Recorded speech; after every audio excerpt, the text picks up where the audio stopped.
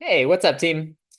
In this video, we are going to learn about supply, and supply is largely analogous to demand. So this is going to feel very familiar, and I'm going to go a little bit faster.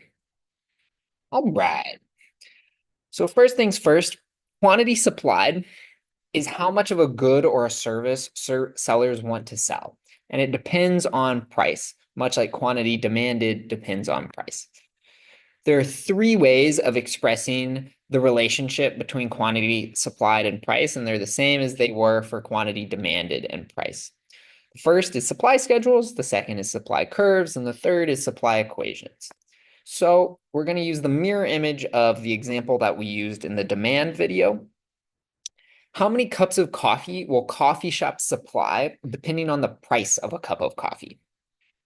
Starting out with a supply schedule, it's the same thing. It's a table where we have the price of a cup of coffee and the corresponding quantity supplied of coffee given that price. So, for example, at a price of $6, coffee shops are willing to supply 10 cups of coffee. At a price of $4, coffee shops are willing to supply 6 cups of coffee, and so on. Notice that as price goes down, the quantity supplied goes down as well. That makes sense. Coffee shops will be willing to sell fewer cups of coffee if they're only willing the less money they're able to get for a cup of coffee. Just like with demand, if we want to calculate market supply from individual supply and we have supply schedules, all we do is sum the quantity supplied in the individual supply schedules. Next, we have supply curves. As with demand, we're going to plot price on the y-axis, quantity on the x-axis, and we're just going to plot the points on the supply schedule and connect them with a curve. In this case, in this class, that curve will almost always be a line. Notice that the line is upward sloping. Again, that makes sense because as coffee shops can charge more for a cup of coffee, they will be more inclined to sell them. Third, we have supply equations and inverse supply equations.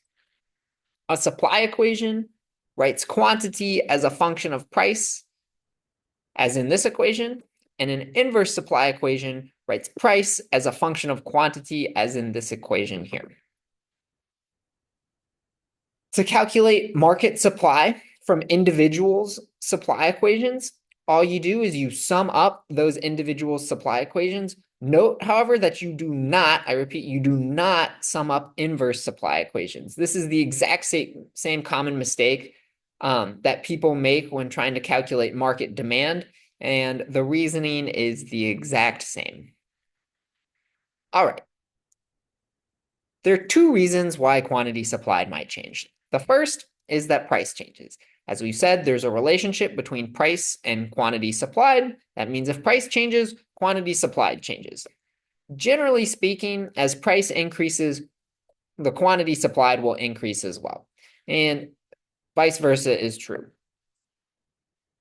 If price changes and there's a corresponding change in quantity supplied, that's going to correspond to a movement along the supply curve because the supply curve is a depiction of the relationship between price and quantity supplied. So on this supply curve, we start out at price P1, where suppliers are willing to supply Q1. Then if price moves up to P2, the quantity that sellers are willing to supply increases to quantity Q2. All right. The second reason that quantity supplied might change is something other than price changes. That's to say, the relationship between price and quantity changes. In other words, quantity supply changes for a given price. And this corresponds graphically to a shift in the supply curve. So here we have a supply curve. Again, we start out at price P1, where suppliers are willing to sell Q1 of the good. But then something other than price changes, and at that given price of P1, at that constant price P1, suddenly sellers are willing to sell a different quantity, Q2, in this case, a higher quantity, which corresponds to the supply curve shifting to the right. there are 4 potential reasons why a supply curve might shift. There are more reasons than this, but these are the 4 that I want you to know. First, there could be a change in the number of sellers in a market. If there are more sellers, then there are more people who will be willing to sell at a given price. Supply is going to increase or shift right. The quantity supplied at a given price will increase. Reason number 2 is a change in the price of an input of the good. So quick definition here. An input is a good or service that's used to produce another good or service. So for example, in the production of coffee, an espresso machine is an input to lattes or something. I don't know. I don't drink coffee, so that's not really my lane. But like coffee beans are obviously an input. So if the price of an input increases, it will increase the cost of production of a good, which will decrease the amount that suppliers are willing to supply at a given price. Similarly, if the price of an input, say coffee beans, get cheaper, if the price of an input decreases, say the price of coffee beans goes down, then suppliers will be willing to supply more at a given price because the costs of producing coffee have gone down. Okay, that was a little bit muddled. Feel free to ask questions in class if you feel like it. Number 3, we have a change in production technology. If there is an advancement in technology such that producing a good becomes cheaper, suppliers are going to be willing to sell more at a given price because they can produce more for less money or for the same amount of money.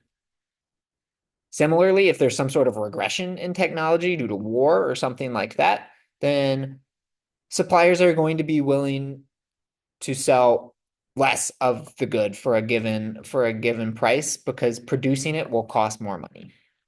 Last but not least is a change in expectations of the future price of the good or service. So let's say you're selling a seasonal good, such as ice cream, for example. You might know that you sell more ice cream in the summer, so you produce more in the summer than you do in the winter.